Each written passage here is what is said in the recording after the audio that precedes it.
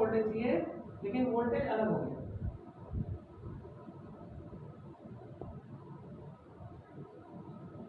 ठीक है ना, बात समझ रहे हो?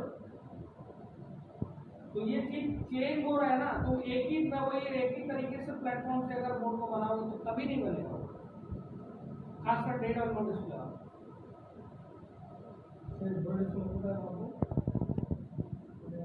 দেখো তোমাদেরকে এগুলো চেক করতে অসুবিধা হলে আমি তোমাকে একটা ট্রিক্স আরো দিয়ে দিচ্ছি। যদি তোমার প্রসেসরে কি কি ভোল্টেজ লাগবে সেটা তুমি এক চান্সে জানতে চাও, তাহলে সেই ট্রিক্সটা আমি দিয়ে দিই। ঠিক, সিমেন্টেড থাকতে হবে, ঠিক আছে? আমি কোন জেনারেশন দেখাবো বলো?